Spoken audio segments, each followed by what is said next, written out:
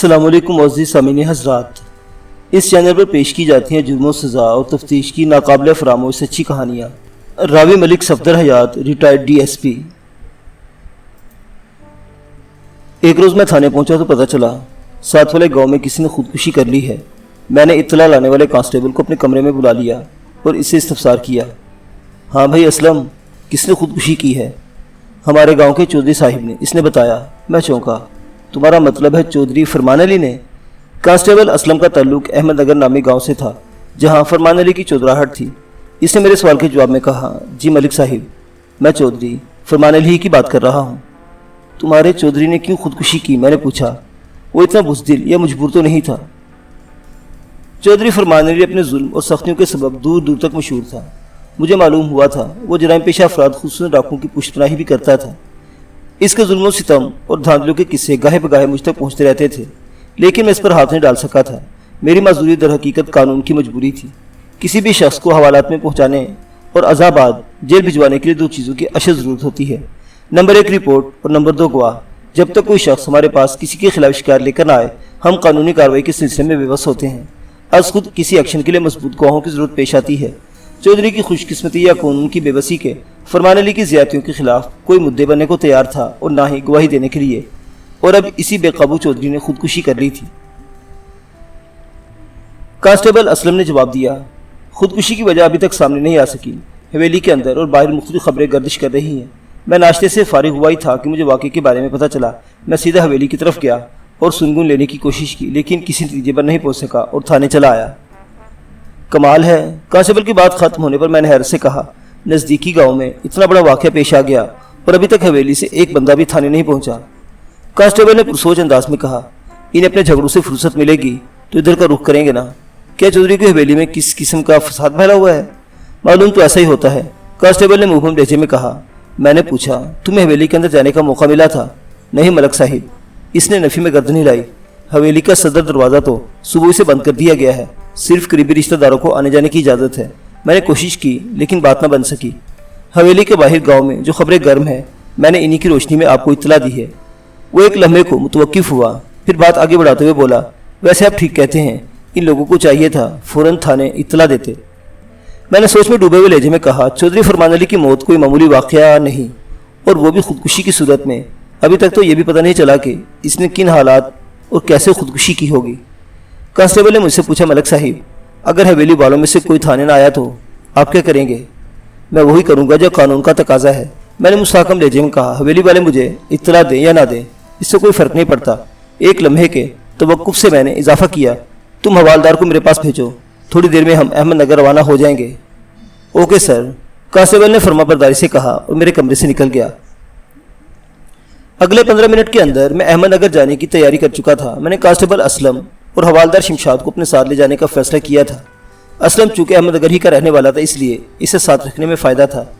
ہمارے تھانے میں عملہ بہت کم تھا اور میں نے 2-4 تجربات میں نتیجہ حاصل کیا تھا کہ تفتیشی معاملات میں حوالدار شمشاد بہترین معاون ثابت ہوتا ہے۔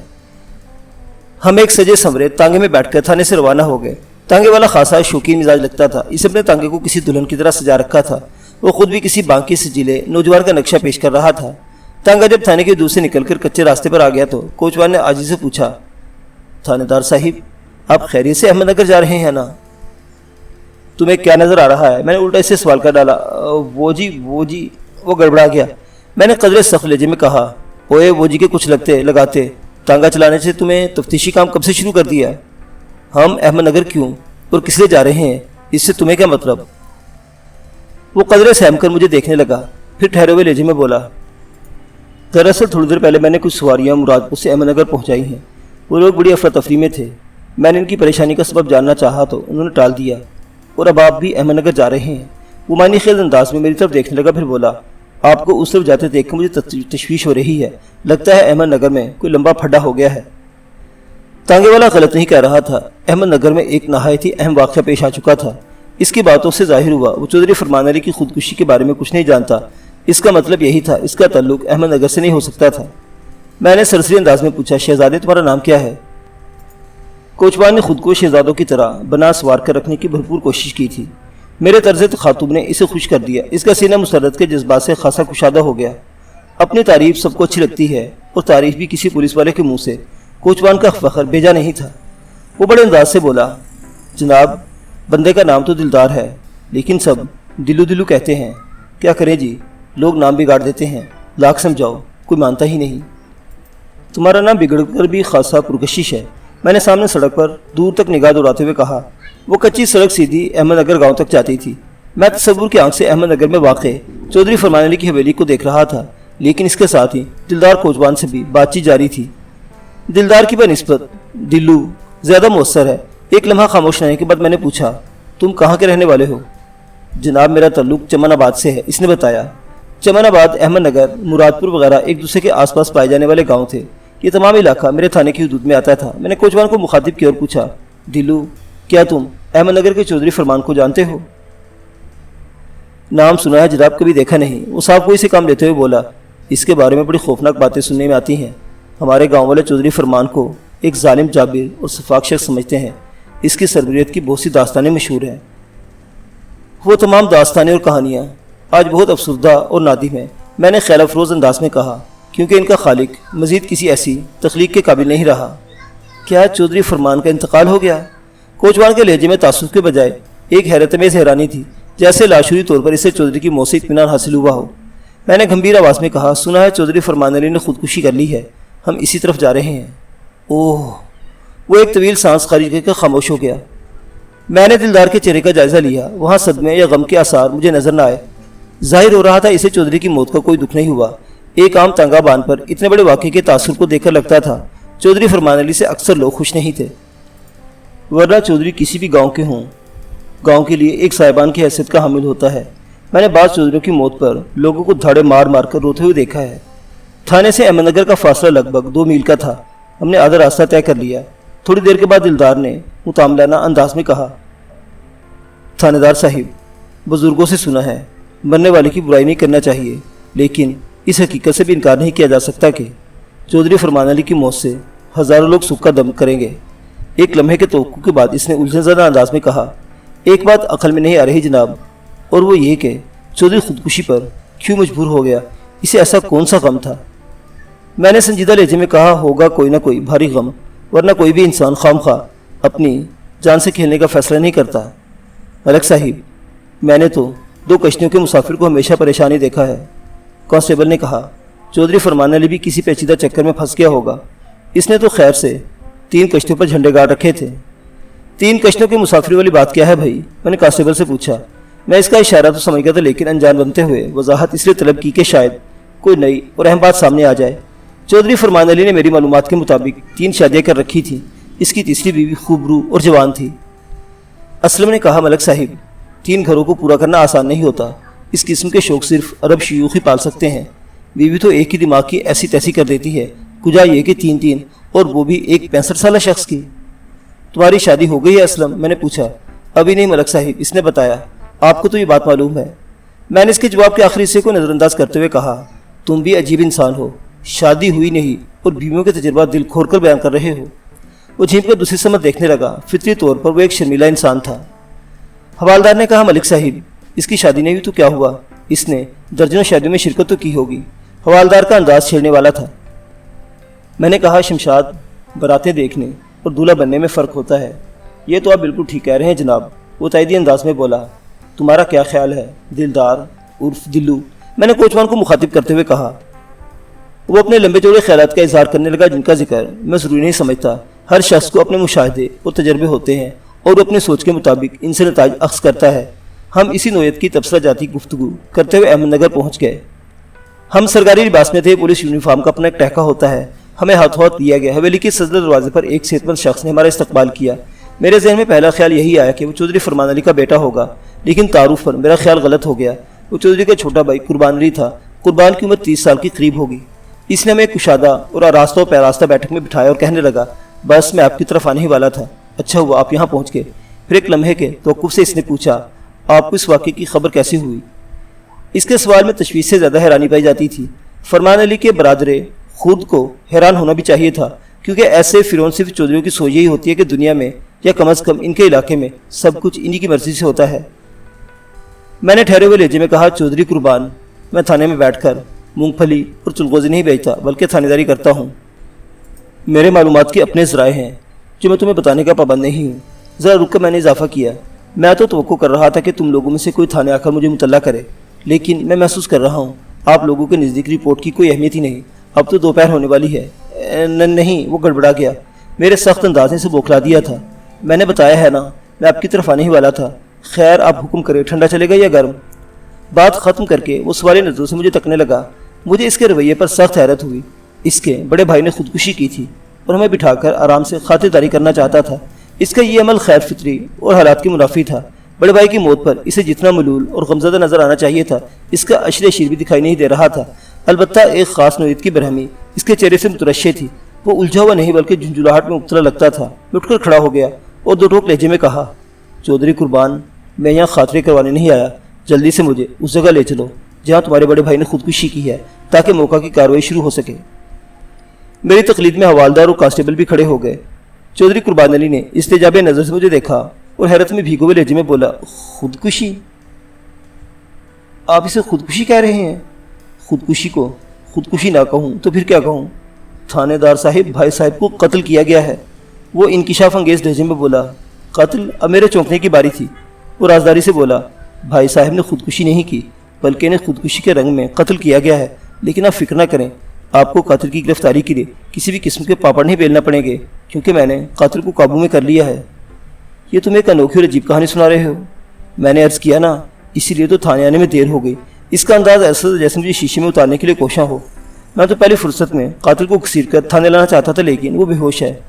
कौन बेहोश है? बेसाख्ता मेरी जुबान से निकला। तुमने किस शख्स को काबू किया है?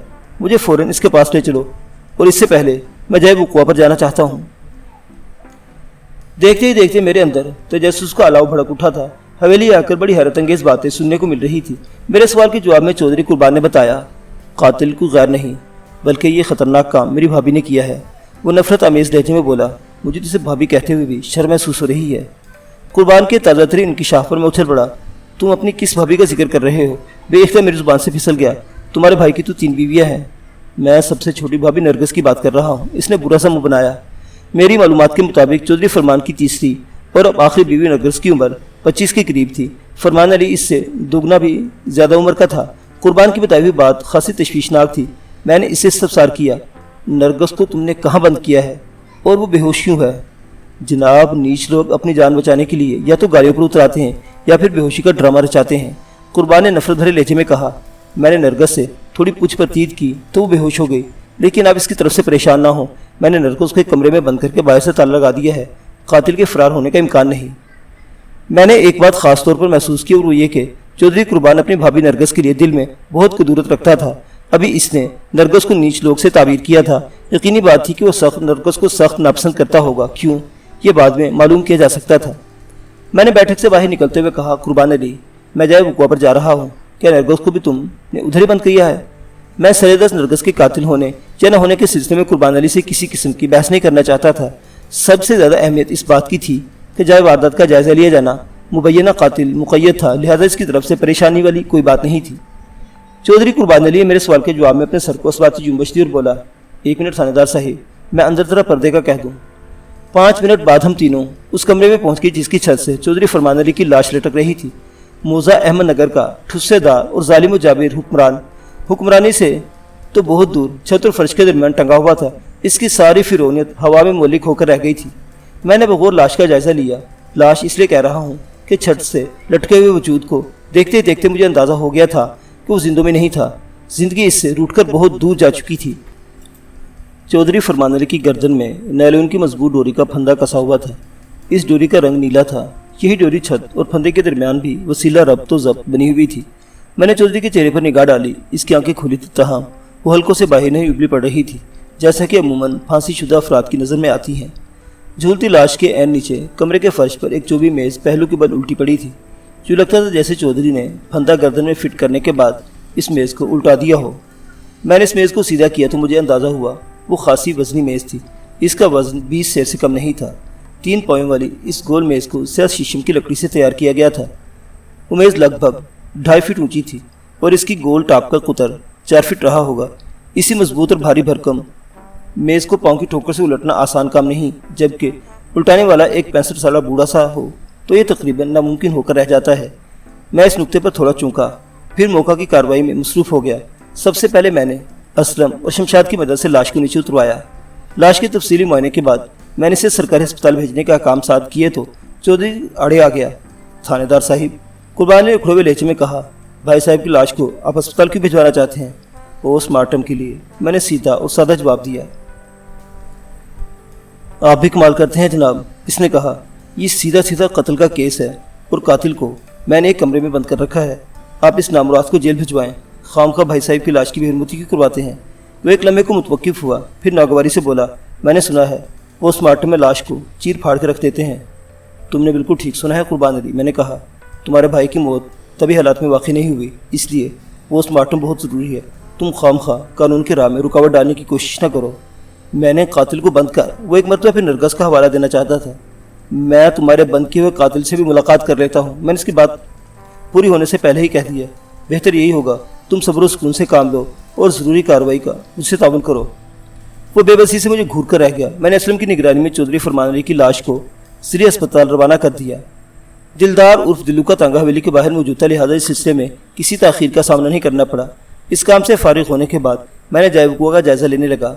वो 15 बाई 20 फीट का एक कुशादा कमरा था और अपनी सेटिंग के एतबार से बेडरूम नज़र आता था। अज़ा बाद मुझे मालूम हुआ कि वो चौधरी फरमान अली की ख्वाबगाह थी।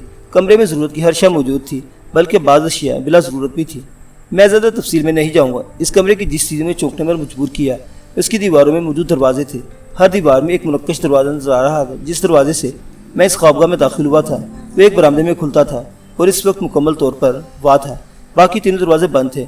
मेरे इस्तफसार पर कुर्बान अली ने बताया, थानेदार साहिब, भाई साहब का ये कमरा रहायशी हिस्से के वस्त में वाक़ है। आप जिन दरवाज़ों के बारे में पूछ रहे हैं वो 3 मुख्तलिफ ख्वाबगाहों में खुलते हैं। हर ख्वाबगाह में मेरी एक भाभी के लिए मखसूस है, यानी इन 3 कमरों में भाई साहब की 3 बीवियाँ अलग अलग रहती हैं, बल्कि थीं, अब तो 2 बाकी बची हैं, तीसरी को मैंने कैद कर रखा है। इसका बयान सुनकर मुझे हैरत हुई। मैंने एक मरतबा फिर दरवाज़ों पर नज़र डाली तो दरवाज़ों पर मुझे ताले नजर आए, जबकि तीसरे दरवाजे पर ताला दिखाई न दिया, ताहम वो बंद था। मैंने इस सिलसिले में कुर्बान अली से पूछा, ये तालों का क्या राज है? इसने बताया, भाई साहब का हमेशा से उसूल रहा है कि इनकी तलब करने पर ही कोई बीवी इनकी तन्हाई में आती थी। वो तीनों दरवाज़ों पर अंदर से ताला डालकर रखते थे। वो जिस बीवी की जरूरत महसूस करते इसके कमरे का दरवाज़ा खोल देते। इसका वाज़ेह मतलब ये होता कि इस कमरे में मौजूद बीवी के साथ वो रात बसर करेंगे। अजीब व गरीब उसूल था तुम्हारे भाई का। मैंने नापसंदीदा नज़रों से इसे देखा। बीवियाँ न हुई, भेड़ बकरियाँ हुई, जिन्हें इशारे पर तलब किया जाना ऐसी अज़वाजी ज़िंदगी में मैं पहली मरतबा देखने में आई है। तुम्हारे भाई साहब तो बहुत निराले खामिद थे। वो मेरे तंज को नज़रअंदाज करते हुए बोला, आप वो दरवाज़ा देख रहे हैं ना? इसका इशारा मगरबी और मशरक़ी दरवाज़ों की तरफ था। इन पर ताले नज़र आ रहे हैं। इनमें से मगरबी कमरे में भाभी रशीदा रहती है, जबकि मशरक़ी कमरा और दरमियानी भाभी रुखसाना के लिए मखसूस है। रुखसाना के इस्तेमाल में 2-3 कमरे हैं और हैं जिनमें इनका बेटा सुल्तान और बेटी फरजाना रहते हैं। वो एक लम्हे को मुतवक्किफ़ हुआ, फिर थूक निकलते हुए बोला, रुखसाना भाभी और रशीदा भाभी वाले कमरों पर मौजूद ताले ज़ाहिर करते हैं कि गुज़श्ता रात उनमें से कोई भी भाई साहिब के कमरे में नहीं आया। अब आ जाके नरगस ही बाकी बचती है। वो सामने शुमाल में खुला हुआ दरवाज़ा इसी के कमरे का है, यानी उस कमरे को बंद ताला नहीं किया गया। इसका मतलब यह है कि वो रात में भाई साहिब के साथ थी। और सबसे ख़ास बात है कि नरगसी ने भाई साहिब को खुदकुशी के बारे में बताया था। मैं तो फ़ौरन समझ गया ये सब इसी का किया धरा है। मेरे 2-4 सवालात में ही वो घबरा गई। मैंने अक़रार जुर्म के लिए ज़रा सख्ती की तो बेहोशी का नाटक करने लगी। मैंने इसे उठाकर कमरे में बंद कर दिया। वो हर सूरत नरगस को कातिल साबित करने पर तुला हुआ था। मैंने जायवकुआ का मुकम्मल नक्शा तैयार किया, नहायत ही ज़रूरी और अहम नुकात को अपनी डायरी में नोट किया और चौधरी कुर्बान अली से कहा, तुम्हारे अलावा इस वक्त हवेली में और कौन है? रशीदा भाभी और रुखसाना भाभी अपने कमरों में मौजूद है, इसने बताया, या फिर हवेली में काम करने वाले मुलाजिम हैं? रुखसाना के बच्चे कहाँ हैं? मैंने पूछा। वो अपने मामू के पास गए हुए हैं, इसने जवाब दिया। रुखसाना का भाई चौधरी करमदाद किला वासु सिंह में रहता है। मैंने इस वाक़ई की इत्तला करमदाद को भिजवा दी है। हो सकता है बच्चों को लेकर शाम से पहले यहाँ पहुँच जाए। घरेलू मुलाजमीन की तादाद और नाम क्या है? कुल 6 मुलाजिम इस हवेली में काम करते हैं। वो गहरी सांस खारिज करते हुए बोला, 4 औरतें और 2 मर्द। औरतों के नाम शरीफा, मुनीरा, निगो और सलमा है, जबकि मर्दों के नाम मतलूब और मंजूर हैं। क्या 6 के 6 इस वक्त हवेली में मौजूद है? मैंने पूछा। चौधरी कुर्बान अली ने जवाब दिया, मंजूर को तो मैंने किला वासु सिंह भेजा है। सलमा आज हवेली आई नहीं, बाकी चारों इस वक्त हवेली में हैं। मैंने कहा, हवेली के सदर दरवाजे को बंद कर दो اور جب تک یہاں کی کارروائی جاری کوئی بندہ بشن حویلی سے باہر جائے گا اور نہ ہی اندر داخل ہوگا، میں یہاں موجود ہر شخص سے تفصیلی بیان لوں گا۔ ایک لمحے کو رک کر میں نے قربان علی سے پوچھا، تم حویلی کے کس حصے میں رہتے ہو؟ سامنے والے حصے میں، اس نے جواب دیا، وہ جو گیٹ کے پاس ہے۔ پھر میری ہدایت پر وہ وہاں سے رخصت ہو گیا۔ میں اور حوالدار شمشاد گھوم پھر کر حویلی اور قربان علی کی خوابگاہ کا تنقیدی جائزہ لینے لگے۔ 4 دروازوں کے علاوہ اس کمرے میں کوئی قابل ذکر بات نہیں تھی۔ حویلی کے اندر داخل ہونے کے بعد میں نے سرسری انداز میں اس کی مکانت کا جائزہ لے لیا تھا۔ وہ حویلی 2 رہائشی حصوں پر مشتمل تھی۔ ابتدائی حصے میں گیٹ کے قریب بیٹھک کے ساتھ کئی کمرے بنے ہوئے تھے، جن میں 1-2 عام سے اور باقی عالی شان تھے۔ میرے خیال میں وہ عام سے نظر والے کمرے ملازمین کے لیے تھے۔ میرے استفسار پر قربان علی نے بتایا کہ مطلوب اور منظور مستقل طور پر حویلی میں رہتے تھے، جبکہ عالی شان رہائشی حصہ قربان کے لیے مختص تھا۔ جیسا کہ میں اوپر بیان کر چکا ہوں، حویلی کے دوسرے رہائشی حصے میں فرمان علی اپنی 3 بیویوں کے جھرمٹ میں رہتا تھا، اور اس طرح کی کوئی بیوی اپنی مرضی سے دم نہیں مار سکتی تھی۔ چودھری کا طلب کرنے پر ہی وہ حاضر ہوتی اور اس کی دل بستگی کا سامان کرتی۔ بڑے مزے تھے چودھری فرمان علی کے۔ اس کا ظلم اور زیادتی رائے کے لیے نہیں بلکہ اس کے ازدواج سے بھی متاثر ہوتی تھی۔ یہ کیسی رفاقت تھی کہ بیوی اپنی برسی اور منشا سے خاوند کے کمرے میں قدم نہیں رکھ سکتی تھی۔ یوں محسوس ہوتا تھا وہ چودھری کی شریک حیات نہ ہو بلکہ زرخرید لونڈیاں ہوں جنہیں چودھری کے اشاروں پر ناچنے کے لیے پابند کر دیا گیا ہو۔ تھوڑی دیر بعد چودھری قربان علی واپس آ گئے۔ اس نے بتایا، جناب میں نے حویلی کا گیٹ بند کروا کے وہاں مطلوب کی ڈیوٹی لگا دی ہے۔ میرے علم میں لائے بغیر کوئی حویلی سے باہر جائے گا، آپ اس سلسلے میں بے فکر ہو جائیں۔ چودھری قربان کا رویہ غیر فطری معلوم ہوتا تھا۔ اس کا بڑا بھائی ختم ہو گیا۔ چودھری فرمان علی نے خودکشی کی تھی یا اسے پھانسی کے ذریعے قتل کیا گیا؟ اس سے قطع نظر قربان کو اپنے بھائی کی موت پر جس طرح غمزدہ اور ملول ہونا چاہیے تھا، وہ کیفیت اس کے انداز اور گفتگو میں کہیں نظر نہیں آتی تھی، بلکہ اس کے رویے سے ایک خاص نوعیت کا اطمینان جھلکتا تھا۔ شروع میں نے جو جھنجھلاہٹ اور بیزاری اس کے چہرے پر دیکھی تھی وہ اب دور دور تک نظر نہیں آتی تھی۔ قربان علی کی ان اداؤں نے مجھے کھٹنے کے پر مجبور کر دیا۔ میں نے سوچا سب سے پہلے اسی کا انٹرویو کرنا چاہیے۔ مجھے سوچ میں غرق لے کر اس نے کہا، تھانے دار صاحب اب میں آپ کو قاتل کے پاس لے کر چلتا ہوں تاکہ آپ قانون کے تقاضے پورے کر سکے۔ وہ ادھر ہی میرے رہائش والے حصے میں بند ہے۔ تمہیں بڑی جلدی ہے چودھری، میں نے اس کے آنکھوں میں جھانکتے ہوئے کہا۔ سرا چھری تلے دم دو، نرگس سے بھی ملاقات ہو جائے گی، کیا تمہیں اندیشہ ہے کہ وہ فرار ہو جائے گی؟ وہ بڑے مضبوط لہجے میں بولا، سوال ہی پیدا نہیں ہوتا جناب، میں نے دروازے کو باہر سے تالا لگا دیا ہے۔ تو فکر کس بات کی ہے؟ میں نے بدستور اس کی آنکھوں میں دیکھتے ہوئے کہا، پہلے تم سے چند سوالات ہو جائیں پھر نرگس کو بھی دیکھ لوں گا۔ مجھ سے آپ کیا پوچھنا چاہتے ہیں؟ اس کے انداز میں یکدم بکلاہٹ آ گئی۔ میں نے ساری بات تو آپ کو بتا دی ہے، یہ تمہارا خیال ہے جو ضروری درست بھی ہو۔ میں نے سخت لہجے میں کہا، میرے خیال میں تم سے پوچھنے کے لیے ابھی بہت کچھ ہے۔ پھر میں نے ادھر ادھر دیکھتے ہوئے سرسری انداز میں کہا، یہاں تو بیٹھا نہیں جا سکتا، کیا کوئی اور موزوں جگہ؟ میں نے دانستہ جملہ ادھورا چھوڑا۔ وہ بھی بات کا مطلب سمجھ تو جلدی سے بولا، چلے ادھر بیٹھک میں جا کر بیٹھتے ہیں، یا پھر آپ میرے کمرے میں آ جائیں۔ ہم اٹھے اور چودھری قربان علی کے ساتھ بیٹھک میں پہنچ گئے۔ وہ ایک مرتبہ پھر خاطر توازی کے لیے زور مارنے لگا، لیکن میں نے اس کی پیشکش کو بڑی بے دردی سے ٹھکرا دیا۔ حالانکہ وہ کھانے کا وقت تھا، لیکن میں پیٹ پوجا کے بکھیڑے میں پڑھ کر وقت برباد نہیں کر سکتا تھا۔ میں جس مقصد کی خاطر وہاں آیا تھا اگر وہ حاصل ہو جاتا تو پھر طعام اور آرام کے بارے میں سوچا جا سکتا تھا۔ چودھری قربان علی نے اپنی کوشش کو ناکامیاب ہوتے دیکھا تو اس کا منہ لٹک گیا۔ میں نے اسپاٹ لہجے میں اس سے دریافت کیا، ہماری شادی ہو گئی ہے؟ حالات واقع ظاہر کر رہے تھے وہ غیر شادی شدہ تھا۔ اس نے اب تک ایک مرتبہ بھی اپنی بیوی یا بچوں کا ذکر نہیں کیا تھا۔ چودھری قربان 30 سال کا ایک صحت مند شخص تھا۔ گاؤں دیہات میں لڑکوں کی شادی 18 سے 25 سال تک عموماً ہو جاتی تھی۔ اس نے میرے سوال کا جواب دیتے ہوئے کہا، 1 سال پہلے میری شادی ہوئی تھی، لیکن شادی کے 1 ماہ بعد نجمہ مجھ سے جدا ہو گئی۔ اس کی آواز میں ہلکی سی نمی شامل ہو گئی۔ نجمہ کو ایک زہریلے سانپ نے ڈس لیا تھا۔ میں سمجھ گیا، نجمہ اس کی بیوی کا نام تھا۔ اس کے بعد تم نے شادی کے بارے میں نہیں سوچا؟ میں نے اسے ٹٹولا۔ وہ قطعیت سے بولا، نہیں، حالانکہ بھائی صاحب زور دیتے رہے کہ میں فوراً شادی کر لوں تاکہ نجمہ کی یاد سے چھٹکارا مل جائے، لیکن میں نے ان کی بات نہیں مانی۔ میں نے پھر وہی باتوں کو چھوڑ کر اصل موضوع کی طرف آ گیا۔ تمہیں کب اور کیسے پتہ چلا کہ چودھری فرمان علی نے خودکشی کر لی ہے؟ میں نے ٹھوس لہجے میں پوچھا۔ یہ بات مجھے منظور نے بتائی تھی، وہ تیز آواز میں بولا۔ منظور کو نرگس کی زبانی پتہ چلا تھا، اور میرا خیال ہے یہ صبح 7 بجے کا واقعہ ہے۔ میں سویا ہوا تھا۔ منظور نے دروازہ کھٹکھٹا کر مجھے جگایا اور بتایا کہ بڑے چودھری صاحب نے خودکشی کر لی ہے۔ وہ ایک لمحے کے لیے چپ ہوا، پھر وضاحت کرتے ہوئے بولا، جناب نرگس بہت عیار ہے۔ اس نے منظور کو جو الٹی سیدھی پٹی پڑھائی وہ سیدھے سادے منظور نے مجھے بتا دیا، ورنہ حقیقت یہ ہے کہ بھائی صاحب کو پھانسی لگا کر باقاعدہ قتل کیا گیا، اور قاتل نرگس کے سوا اور کوئی نہیں ہو سکتا۔ اس کے حتمی اور قطعی انداز نے مجھے غصہ دلا دیا۔ میں نے برہمی سے پوچھا، تمہارے پاس ایسا کون سا ثبوت ہے جس سے نرگس قاتل ثابت ہوتی ہے؟ جی، اس کے کمرے کا دروازہ کھلا ہوا، لگتا ہے تمہاری عقل کہیں گھاس چرنے گئی ہے۔ میں نے ڈاٹا بیس لہجے میں کہا۔ چودھری فرمان علی جس طرح چھت سے لٹکا ہوا تھا، اس سے تو یہی ظاہر ہوتا ہے یہ کام اس کی اپنی مرضی کے مطابق ہوا ہے۔ اگر نرگس یا کوئی اور چودھری کو پھانسی پر لٹکاتا تو ایک ادھم مچ جاتا۔ چودھری اتنا بے بس ہرگز نہیں تھا کہ ایک عورت کے ہاتھوں پھندا گلے میں ڈال کر چھت سے لٹک جائے۔ ہوش کے ناخون لو اور مجھے گمراہ کرنے کی کوشش نہ کرو، مجھے تو یہ کوئی اور ہی کہانی لگتی ہے۔ میری سرزنش پر انداز دیکھ کر وہ قدرے نرم پڑ گیا۔ رازدارانہ لہجے میں بولا، ہو سکتا ہے یہ کام نرگس نے اپنے کسی یار کی مدد سے کیا ہو، سچ اگلوانا تو آپ کی ذمہ داری ہے نا جناب۔ وہ بات ختم کر کے زبانی نظر سے مجھے دیکھنے لگا۔ وہ لمحہ بلمحہ میری نگاہ میں غیر معتبر ہوتا جا رہا تھا۔ پہلے اس نے نرگس کے لیے نیچ کا لفظ استعمال کیا، پھر اسے عیار کہا، اور اب وہ کسی اس کے یار کا ذکر کر رہا تھا، گویا وہ اپنی بھابھی پر کیچڑ اچھال رہا تھا۔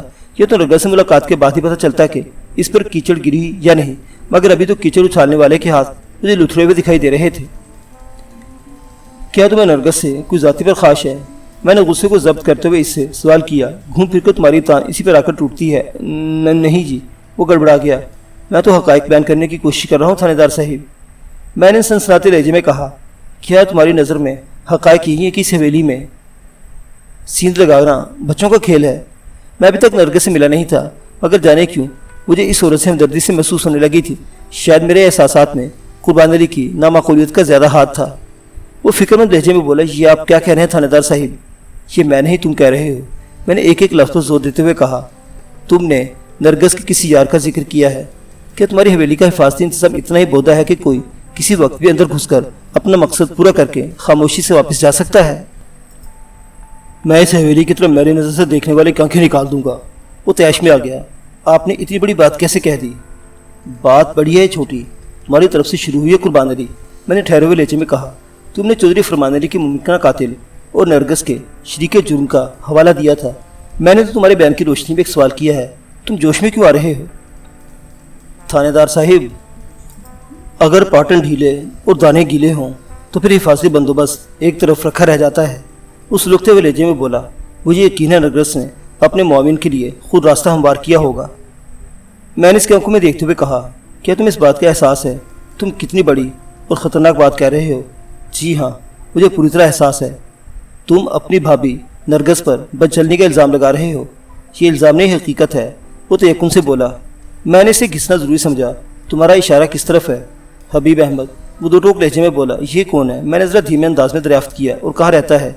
اس نے سرگوشی سے قریب لہجے میں کہا، نرگس کا کوئی رشتہ دار ہے، ادھر مراد پور میں رہتا ہے۔ تم نے چودھری فرمان علی کے بارے میں نہیں بتایا تھا؟ کئی بار بتایا تھا، وہ بیزاری سے بولا۔ پھر کیا نتیجہ برآمد ہوا؟ بھائی صاحب نے میری بات کی اہمیت نہیں دی۔ وہ برا سا منہ بنا کر بولا۔ میں نے خاموش ہو جانا ہی مناسب سمجھا۔ بھائی صاحب کے آگے کسی کی نہیں چل سکتی تھی۔ میں نے اسے ٹٹولتی ہوئی نظر سے دیکھنے لگا۔ نرگس کے لیے اس کی نفرت کا سبب سامنے آ رہا تھا۔ اسے فیل یا پاس کرنا میرا فرض تھا۔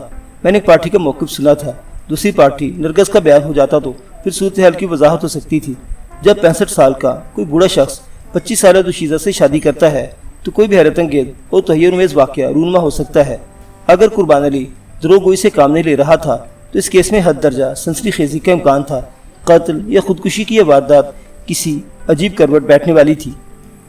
میں نے معنی خیز انداز میں سر ہلاتے ہوئے چودھری قربان سے کہا، میں اس موضوع پر بعد میں تم سے تفصیلی بات کروں گا، فی الحال تم مجھے نرگس کے پاس لے چلو۔ اس نے اس بات میں گردن ہلائی اور بولا، آپ میرے ساتھ آؤ جی۔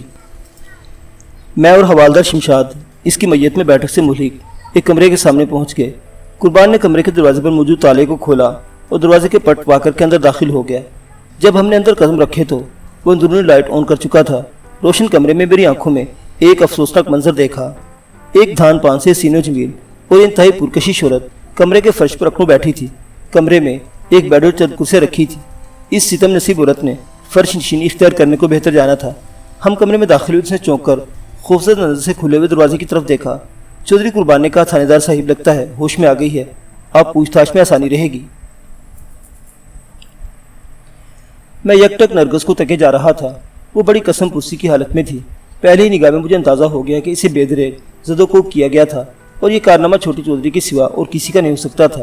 نرگس نے 2-3 مرتبہ متوحش نظر سے مجھے دیکھا، پھر گردن ڈال کر بیٹھ گئی۔ میرے دل میں اس کے ہمدردی کے جذبات اجاگر ہو چکے تھے۔ اس کی حالت نے ایک نرم گوشہ وا کر دیا تھا۔ چودھری قربان نے اس پر بہت ظلم ڈھایا تھا۔ میں نے قربان کے لیے اپنے غصے کو پوشیدہ رکھتے معتدل لہجے میں کہا، قربان، میں نرگس سے तनाई में पूछ करना चाहता हूँ। तुम मेरा मतलब समझ रहे हो ना? मेरे लहजे की कतियत ने इसे बावर करा दिया कि मैं इसकी कोई दलील सुनने के मूड में नहीं। लिहाजा वो शिकस्त लहजे में बोला, ठीक है जनाब, मैं आपके हवालदार के साथ बैठक में बैठता हूँ।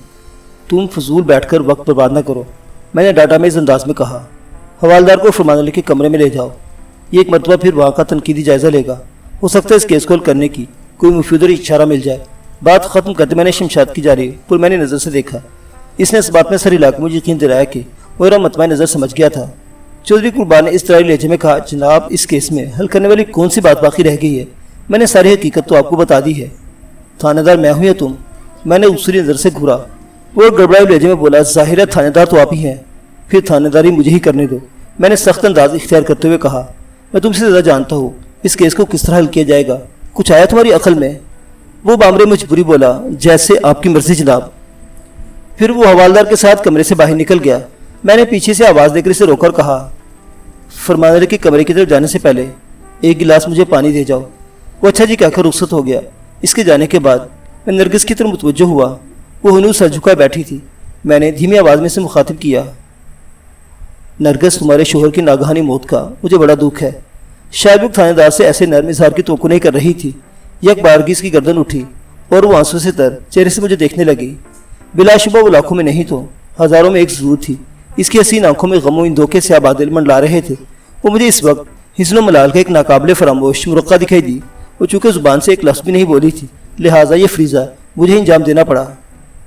मैं तुम्हारे शोर को ज़िंदा तो नहीं कर सकता, लेकिन तुमसे मेरा वादा है कि चौधरी फरमान के कातिल को कैफरे किरदार तक ज़रूर पहुँचाऊँगा। वो कुछ नहीं बोली और नफरत भरी निगाह से कमरे के फर्श को घूरने लगी। मुझे अंदाज़ा लगाने में किसी दिक्कत का सामना नहीं करना पड़ा कि इसे अपने खामिद की मौत का कोई ख़ास दुख नहीं हुआ था। इसका बोलना ज़रूरी था। अगर वो यूं ही गूंगी बनी बैठी रहती तो मेरा मकसद पूरा नहीं हो सकता था। लिहाजा मैंने एक और ज़ाविये से वार किया, तुम्हारा ये हशर यकीनन छोटे चौधरी ने बनाया है। मेरे लहजे में पुशीदा हमदर्दी और अपनायत ने इसके ज़बत का बंधन तोड़ दिया। वो फूट फूट कर रोने लगी। इसी दौरान में पानी से भरा हुआ एक गिलास में पहुँचा दिया गया। मैंने नरगिस को रोने दिया ताकि इसके जीने में थमा हुआ तूफान गुजर जाए। थोड़ी देर बाद इसके आंसू रुक गए। मैंने इसे एक कुर्सी पर बैठने को कहा। वो थोड़े से तामुल के बाद फर्श से उठकर कुर्सी पर बैठ गई। मैंने इसरार करके इसे आधा गिलास पानी पिलाया और जब वो कदरे नॉर्मल हो गई तो मैंने सवाल किया, चौधरी कुर्बान ने तुम्हें क्यों पीटा है? ये तो आप इसी शैतान से जाकर पूछें। पहली मरतबा इसने मेरे किसी सवाल का जवाब दिया। इसके अदा करदा अल्फाज में बड़ी करवाहट थी। मैंने कहा, इसका दावा है कि तुमने चौधरी फरमान अली को कत्ल किया है। काश मैंने ऐसा किया होता। वो होंठों का सवाल सत्यानाश मारते हुए बोली, इसका मतलब है तुम इस जुर्म से इनकारी नहीं हो। कुर्बान इंतहाई खबीस और कमीना आदमी है। वो पुकार कर बोली, वो 101% झूठ बोलता है। वो मुझसे यही कह रहा था कि मैं चौधरी का कत्ल कबूल कर लूँ। मेरे इन काबे से मुझे धुनक कर रख दिया। आप मेरी हालत देख रहे हैं ना? ज़रा रुकस वाले नज़र से मुझे तकने लगी। मैंने इस बात में सर हिलाया, तुम्हें बहुत बुरी तरह मारा पीटा गया है। तुम्हें फौरी तिब्बी इमदाद की ज़रूरत। तुम फिक्र न करो, पहली फुर्सत में तुम्हें सरकारी अस्पताल पहुँचाता हूँ। तुम्हारी बात छोटे बहुत ख़तरनाक हैं। मुझे कुछ नहीं होगा थानेदार साहिब। वो दांतों पर दांत जमाए बोली, मैं बहुत सख्त जान हूँ। अगर मुझे इतनी आसानी से मरना होता तो बहुत पहले ज़िंदगी से हाथ धो बैठती। चौधरी फरमान से ज़्यादा जालिम व जाबिर और कौन होगा? वो ज़रा मुतवक्किफ़ हुई, फिर एक तवील सांस खारिज करते हुए बोली, कुर्बान बहुत घटिया है। मुझसे इकबाल जुर्म करवाने के लिए खामखा मुझे मारता रहा। हालांकि अगर मैंने फरमान अली को मौत के घाट उतारा होता तो छुपाने वाली नहीं बल्कि फ़ख्रिया बयान करने वाली बात थी। इसके एक एक लफ्ज़ से फरमान अली की नफरत टपकती थी। ये एक काबिल गौर और अहम नुक्ता था। मैंने इसी नुक्ते की रोशनी में नरगिस से सवाल किया, क्या तुम चौधरी फरमान अली को नापसंद करती थी? नापसंद? इसने कराहियत अंगेज़ लहजे में दोहराया। मुझे चौधरी फरमान के वजूद बल्कि इसके नाम से भी घिन आती थी। इसका लहजा यकदम हद दर्जा तुर्श हो गया और इसे नफरत से एक तरफ थूक दिया। इसके अंदाज से वाज़ेह था इस अमल में इसने चौधरी फरमान के चेहरे को निशाना बनाया था। इस कदर नफरत और बरगुश्तगी की वजह मैंने इसकी आंखों में देखते हुए सवाल किया। इसने ज़ख्मी नज़र से मुझे देखा और शिकस्ता लहजे में बोली, बहुत तवील दास्तान है। इसकी तवील दास्तान सुनने में कोई मुज़ायका तो नहीं था, लेकिन रह रह कर मुझे इसकी चोटों का ख्याल आ रहा था। एक तो ज़ख्म ऐसे भी थे कि अगर फौरी तौर पर इन्हें ट्रीट न किया जाता तो इन्फेक्शन का अंदेशा था। मैंने इसकी हालत के पेश नज़र कहा कि इस गाँव में कोई तजर्बा का डॉक्टर मौजूद है। वो मेरी बात की तह तक पहुँच गई। जल्दी से बोली, गाँव के डॉक्टर और हकीम को गोली मारे। आपको मेरी चोटों का ज़रा सा भी एहसास है तो मुझे किसी तरह मुरादपुर भेज दें। मैं आपका ये एहसान ज़िंदगी भर याद रखूँगी। चोटों का क्या है, लोट पोट कर ठीक हो ही जाऊँगी। मुरादपुर के जिक्र पर मैं चौंका। تھوڑی دیر پہلے چودھری قربان نے نرگس کے کسی حبیب نامی رشتہ دار اور مرادپور کا تذکرہ کیا تھا۔ چودھری قربان کا خیال تھا نرگس نے اپنے یار حبیب کی مدد سے چودھری فرمان کو موٹ کے ہاتھ اتارا تھا اور اب نرگس مرادپور جانے کے لیے مجھ سے درخواست کر رہی تھی۔ مرادپور میں کون رہتا ہے؟ میں نے سخت لہجے میں پوچھا۔ وہاں میرے ماں باپ رہتے ہیں، ادھر میکا ہے ادھر۔ وہ بے ساختہ بولی۔ صبح کچھ لوگ ادھر سے یہاں آئے تھے لیکن چودھری قربان نے بری طرح بے عزت کر کے انہیں یہاں سے نکال دیا۔ اس خبیث نے مجھے اس کمرے میں بند کر رکھا تھا، ان سے ملنے نہیں دیا۔ میری ماں اور بہن روئی مجھ سے ملنے آئے تھے، سخت صدمہ لے کر الٹے قدموں واپس چلے گئے۔ اس حویلی میں میرے اب گنجائش باقی نہیں رہی، آپ مجھے مرادپور جانے کی اجازت دیں۔ نرگس کی اس وضاحت نے میرے ذہن میں تیز روشنی کا ایک جھماکہ سا کیا۔ تھانے سے احمد نگر آتے ہوئے کوچوان دلیو نے بتایا تھا تھوڑی دیر پہلے سے چند سواریوں کو مرادپور سے احمد نگر پہنچایا تھا۔ یقینی طور پر وہ لوگ نرگس کے رشتہ دار ہی تھے۔ میرے چندہ مشکل نہیں تھا کہ میں نرگس کو مرادپور پہنچا دیتا، لیکن سچی بات یہ تھی کہ اسے فوری طور پر کسی ماہر ڈاکٹر کے پاس یا پھر ہسپتال پہنچنا چاہیے۔ اس کی چند خطرناک چوٹوں کا علاج گھریلو ٹوٹکوں سے ممکن نہیں تھا، سرکاری ہسپتال میں سے رکھنا ایک پہلو سے بھی ضروری تھا۔ چودھری قربان علی کے مطابق نرگس نے بڑے چودھری کو قتل کیا تھا، چاہے کسی بھی حوالے سے صحیح، نرگس پر قتل کا الزام تھا۔ اسے قانون کی نگرانی میں رہنا چاہیے تھا جب تک اس کی ذات شک سے پاک نہ ہو جاتی۔ میں نے ٹھہرے ہوئے لہجے میں کہا، میں قانونی تقاضے نبھاتے ہوئے تمہیں سرکاری ہسپتال بھجوا رہا ہوں، مرادپور کو فی الحال بھول جاؤ۔ چودھری فرمان کے چھوٹے بھائی نے تم پر قتل کا الزام لگایا ہے، خود کش کا سلسلہ بھی چلے گا، پہلے تمہیں طبی امداد ملنا چاہیے۔ میں محسوس کر رہا ہوں کہ تم خاصی تکلیف میں ہو، اگر اسی طرح تکلیف کو برداشت کرتے ہوئے تم نے علاج معالجے میں تاخیر کر دی تو لینے کے دینے پڑ جائیں گے۔ اس نے دانت کچکچائے اور نفرت بھرے لہجے میں بولی، میں بے گناہ تو سرکاری ہسپتال میں قانون کی نگرانی میں رہوں اور وہ شیطان آزادی سے یوں ہی دندناتا پھرے جس نے مجھے اس حال کو پہنچایا ہے۔ تھانہ دار صاحب، کیا آپ کا قانون اسی قسم کا انصاف کرتا ہے؟ ایسی بات نہیں ہے نرگس، میں نے تسلی آمیز لہجے میں کہا۔ اگر یہ ثابت ہو جاتا ہے کہ چودھری فرمان کے قتل میں تمہارا ہاتھ نہیں تو میں چودھری قربان کو آسانی سے نہیں چھوڑوں گا۔ اس نے تمہارے ساتھ جو ناروا برتاؤ کیا ہے اسے اس کا حساب دینا ہوگا۔ دیکھوں گی میں آپ ان ظالموں سے کس طرح حساب لیتے ہیں۔ نرگس نے جملے بڑے مذاق خیز انداز میں ادا کیا تھا۔ میں نے ٹھوس لہجے میں کہا، نرگس، میں کسی وقت ہسپتال آ کر تمہارا تفصیلی بیان لوں گا، تم بے فکر رہو، تمہارے ساتھ کسی قسم کی ناانصافی نہیں ہوگی۔ میں بڑا مختلف قسم کا تھانے دار ہوں۔ چلیں جی، آپ کی تھانے داری بھی دیکھ لوں گی، وہ بے یقینی سے بولی۔ میں نے اچانک سوال کیا، تم کسی حبیب نامی بندے کو جانتی ہو جو مرادپور میں رہتا ہے؟ اس کے چہرے پر ایک رنگ سا آ کر گزر گیا۔ متعاملانہ انداز میں بولی، حبیب میرا پھوپھی زاد ہے۔ جس نے سوال کیا، آپ حبیب کے بارے میں کیوں پوچھ رہے ہیں؟ میں نے استفسار کو نظر انداز کرتے ہوئے کہا، صرف پھوپھی زاد یا اس کے علاوہ بھی کچھ؟ میں اس وقت تیز نظر سے نرگس کو گھور رہا تھا۔ میں اس کے چہرے کو واضح طور پر متغیر دیکھا۔ وہ ہچکچاہٹ بھرے لہجے میں بولی، کبھی وہ میرا منگیتر بھی تھا۔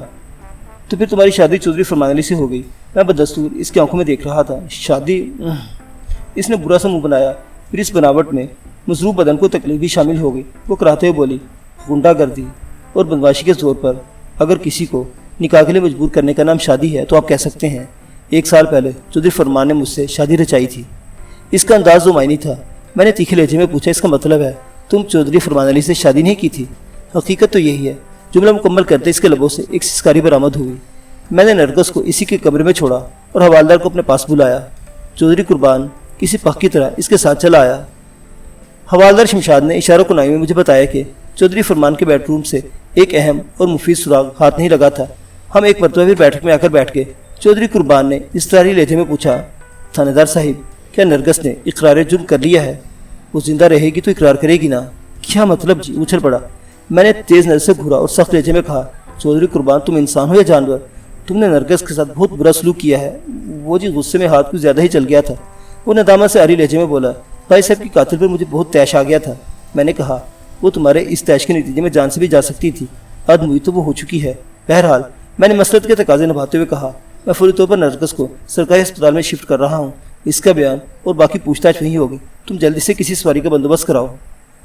میں چودھری قربان کو بیچ میں لٹکا کر رکھنا چاہتا تھا۔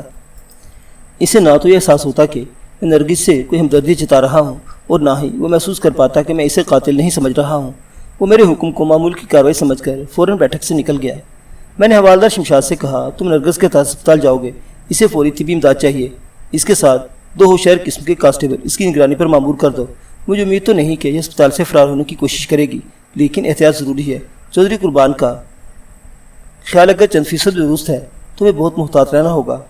میں اچھی طرح سمجھ گیا ملک صاحب، حوالدار نے اس بات میں سر ہلاتے ہوئے کہا۔ میں نے مزید کہا، تم ہسپتال سے فارغ ہونے کے بعد تھانے چلے جانا، مجھے بھی حویلی میں رکنا ہوگا۔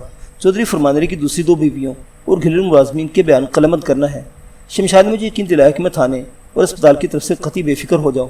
تھوڑی دیر بعد چودھری قربان علی نے ایک تانگے کا انتظام کر دیا۔ وہ اپنے کسی آدمی کو ساتھ بھیجنا چاہتا تھا، لیکن میں نے سختی سے منع کر دیا۔ حوالدار میرا اشارہ پا کر اٹھا اور زخمی نرگس کو تانگے میں سوار کرا کے اسپتال کی جانب روانہ ہو گیا۔